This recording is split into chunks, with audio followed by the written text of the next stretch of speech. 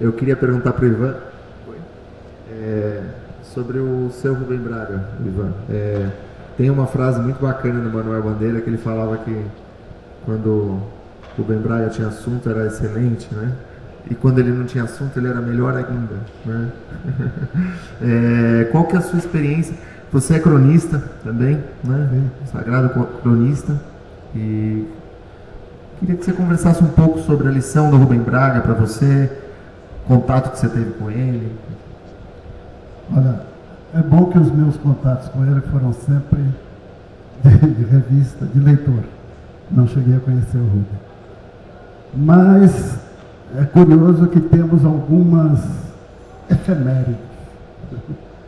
Uma coisa assim que ele faria uma crônica bacana e talvez algum dia eu possa fazer. Então vamos aqui desfilar as efemérides. Por exemplo, o Rubem Braga escreveu o primeiro livro, O Conde Passarinho, escreveu, quer dizer, publicou em 1936. Em 1936 eu nasci. O Rubem Braga, ele tinha então 23 anos. 23 anos. Eu, aos 23 anos, ganhei o primeiro prêmio literário da minha vida com um livro de contos em Belo Horizonte.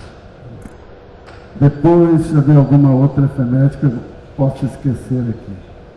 Ele começou a trabalhar na imprensa, no Diário da Tarde de Belo Horizonte, quando tinha 19 anos. Eu comecei a trabalhar no Diário da Tarde de Belo Horizonte, quando eu tinha 19 anos. Então, acho que são coisas curiosas que eu fui, ao longo de leituras de Rubem Braga, fui achando essas coincidências interessantes. Depois, tem um episódio que ele conta... Bom, foi reunido num livro que se chama Aventuras. É a Revolução em Minas Gerais, em 1932. A Revolução Paulista na fronteira com Minas Gerais. Ele foi trabalhando para o Diário da Tarde, para o Estado de Minas. Ele foi encarregado de cobrir a frente mineira dessa resistência às forças paulistas que invadiam o Estado de Minas Gerais. Então, isso, ele ficou acantonado em Passa Quatro, em 1932. O meu pai esteve acampado em Passa Quatro, em 1932, como soldado da Força Pública de Minas Gerais. Aí já é minha fantasia. Ele fala de conversas ao pé do fogo com o pessoal da tropa, atrás das barracas e não sei o quê. E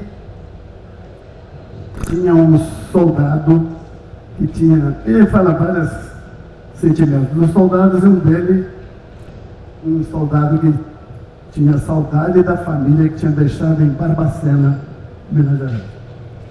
Eu nasci em Barbacena, Minas Gerais. Depois, eu fantasiei esse encontro dele, fantasiei que ele tinha encontro com meu pai lá nesse acampamento, e que nessas conversas meu pai teria falado para ele, isso aí é tudo fantasia, de seus amores e tal, e ele teria inventado uma paródiazinha, né? Casa soldado, cabeça de papel. Se não casar direito, vai preso para o quartel. Essas fantasias. E última das, digamos, coincidências de data, ele morreu com 77 anos. Eu hoje tenho 77 anos. Eu espero sobreviver à Rubem Braga. Não literariamente, evidentemente. Mas então, o Augusto, acho que foi muito breve nas coisas ricas que ele tem. Ainda temos muita coisa para ouvir dele, né? Mas uma coisa que, da minha relação com o Rubem Braga, foi sempre a admiração extrema pela maneira com que ele enfrentou a literatura. Enquanto na geração dele, vários ousavam poesia, ousavam romances e tudo, ele ficou fiel à crônica. Ele escreveu fundamentalmente crônicas. E teve uns poemas, até parece que vai sair um livro de poemas, não vai? Já saiu, né? Mas isso não é o importante da produção dele, foi até coisa ocasional. Então, por que ele só fez crônica? Né? Essa coisa pérola, né? E eu encontrei comigo mesmo e com leituras aqui do Augusto, mas que é o seguinte, que eu acho que ele encontrou na crônica a sua forma de escrever poesia. Porque não é um cronista tradicional, é um poeta fazendo crônica. E a forma na poesia, pouco importa. Você faz, né, qualquer que seja a forma que você adotar, você faz poesia. E o Rubem Braga fazia essencialmente poesia. E o que é a minha noção de poesia? É a pessoa que trabalha as palavras do ponto de vista múltiplo, que é a sua visualização, a sua sonoridade e o sentimento que ela passa, né? E como que ela se encadeia com as outras palavras. O Rubem Braga sempre, para mim, fez isso magistralmente. Eu acompanho o Rubem Braga desde a revista Manchete, que tinha lá umas 2 páginas. Ele tinha uma seção nessa página chamada Poesia Necessária. Ele tinha nessas páginas. Então, ele não só era um poeta que escrevia um texto corrido, como privilegiava a visão poeta de outros poetas contemporâneos dele.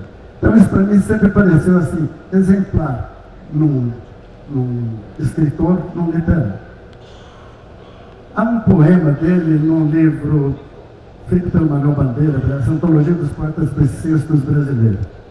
E o Rubem Braga tem um poema que está lá que eu acho muito divertido, que é assim: dão dalalão, dão dalalão.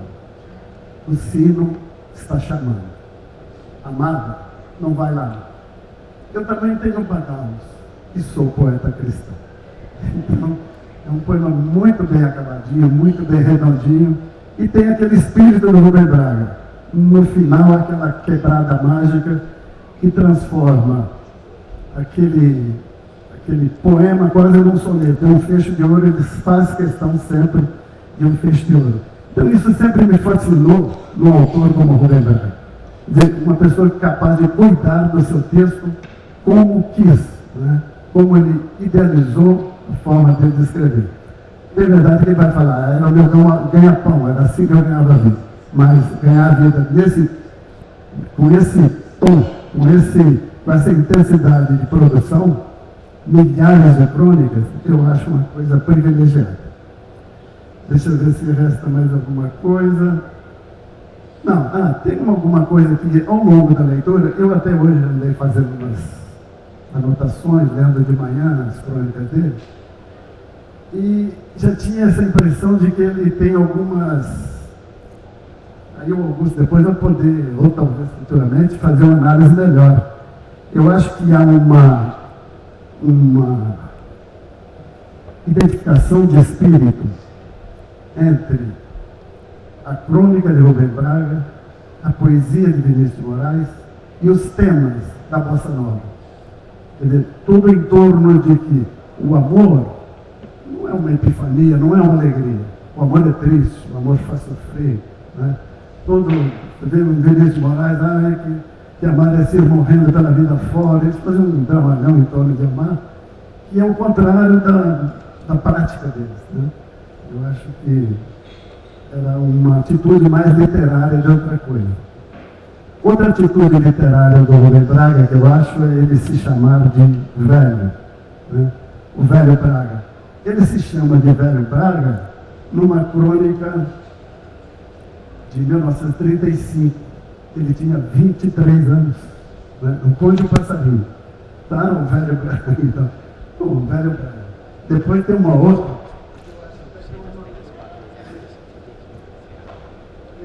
em que eles falam nesta amarga e fria velhice. Essa frase está numa crônica de 1948. Ele tinha 35 anos. Essa amarga e fria velhice. Quer dizer, eu acho que é uma atitude um pouco literária. Ele sempre cultivou esse negócio do rabugento, do cara que estão em casa, o tipo de charme que ele quis fazer. Digo que é um marketing. O marketing também que... Tinha um cronista carioca que falava assim, o Zé Carlos, não, foi o Zé Carlinhos de Oliveira. Por que você escreve crônica? Você não quer ser poeta? Assim, cronista pega mais mulher. Então, essa visão carioca das coisas, talvez o Rubem Braga tenha visto, convivido um pouco com essa gente meio malandra. Mas nele não era malandragem, era um sentimento mesmo de que espiritualmente ele era mais velho do que a idade mostraria. Né? Então, nessa mesma crônica, um pouco adiante, ele fala: isso aconteceu na minha tão distante mocidade. Tão distante mocidade aos 35 anos.